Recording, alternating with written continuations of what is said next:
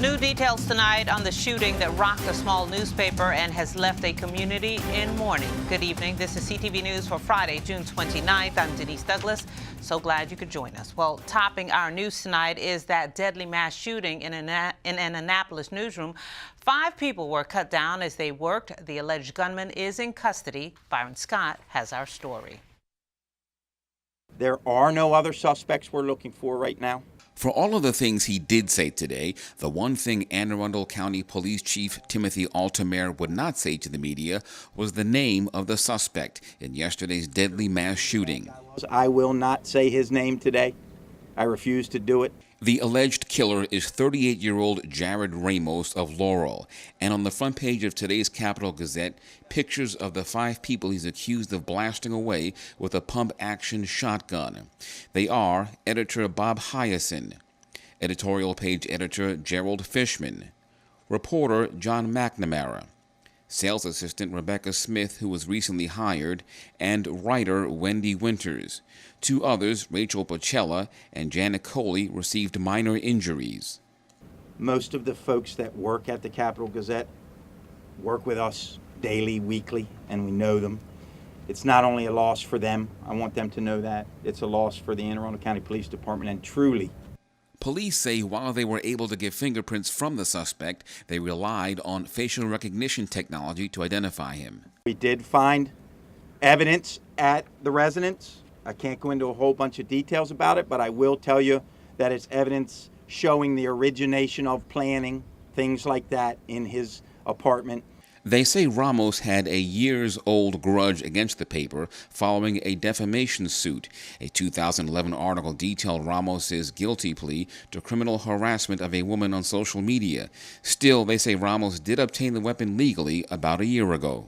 It's personal. U.S. Senator Ben Cardin arrived at the tail end of the presser. He says over the years he had met some of the victims. I've been at the Gazette on several occasions. I've met with the editorial board, so yes, I did know the people, and I had professional relations with them. Byron Scott, CTV News.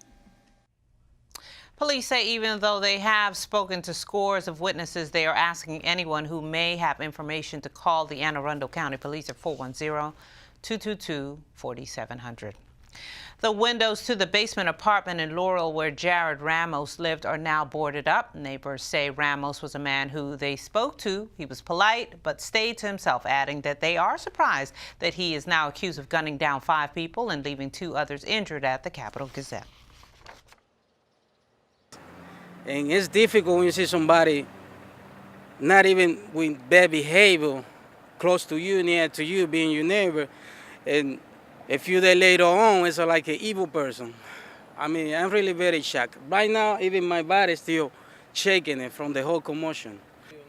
We just see casually. He was inside, say hi, come back out. You guys would speak to each other sometimes? Once in a while. He kept his car without moving it weeks and months. He kept the steering, what's called the club lock on the steering wheel, which is kind of weird because nobody uses it around here.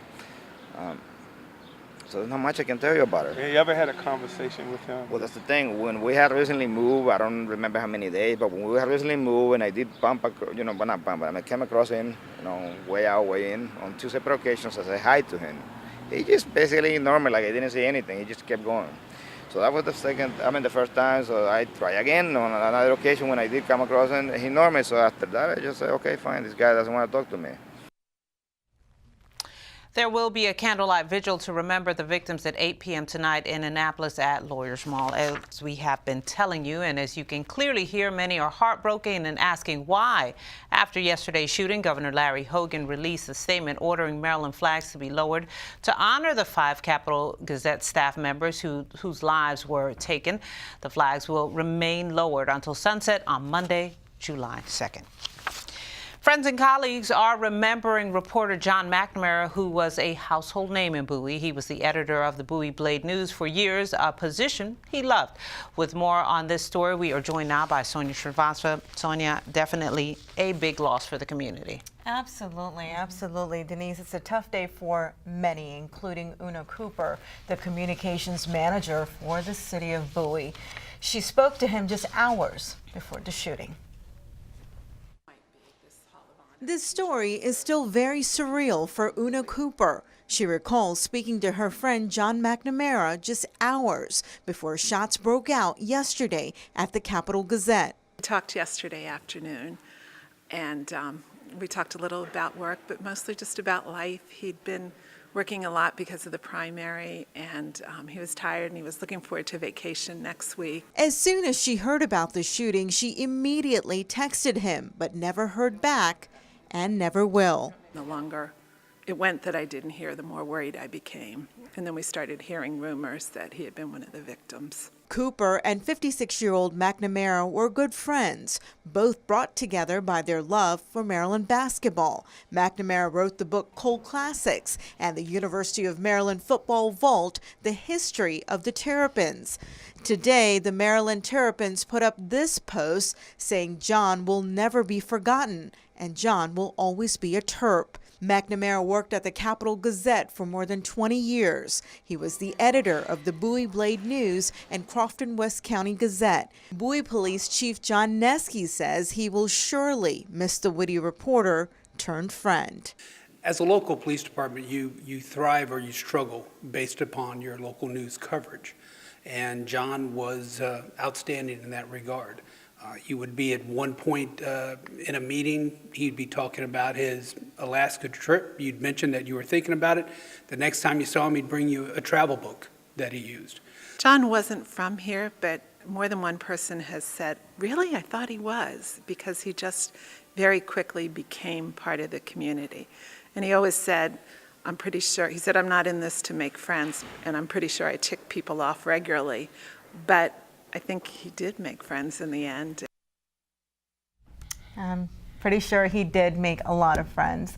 The city has a wall of honor, which is reserved for residents who contributed to the city, and Cooper tells me that they're considering putting a plaque for him on that wall. Thanks for that very personal touch to the story. Now, you also knew John. I did. You know, I've been at CTV now for almost a dozen years, and running into John at council meetings. I recently just saw him at the University of Maryland. He was a wonderful person, and this story really hits home because, you know, he does what we do on a daily basis. Exactly. They're a community paper, we're a community station, and there have been stories we've done where it's just been me and him. That's it. And so you really are going to miss that, not only just a person, but what he brought to the profession of journalism. You know, we need these community stations, and that's the sad part here. Yeah, and it makes us go about doing our work differently also. Yeah, it really does. And More you know, cautious. John was one of those old school guys. He'd have his notepad with his pencil and pen, and he'd be writing stuff down. And you know, just, I mean, you really look back on that life and you just think to yourself, you just never know when this is going to happen. And that's the sad part of all of this. Thank you for that insight, Sonia. Appreciate your time. Many organizations that support journalists and their interests are issuing statements on the shooting at the Annapolis newspaper. On its site, the Society of Professional Journalists said it stands with their colleagues at the Capital Gazette, adding that the shooting is a tragic reminder that reporters are at risk for violence from a variety of sources, and it calls for more responsible rhetoric from our leaders. The Newseum also released a statement saying the murder of journalists is an assault on our foundational freedom, the truth, and all of the citizens of the democracy. It's encouraging everyone to take a moment to consider a world without news. A Bloomberg government reporter in D.C. organized a fundraiser through GoFundMe to help the victims. So far, $100,000 has been raised.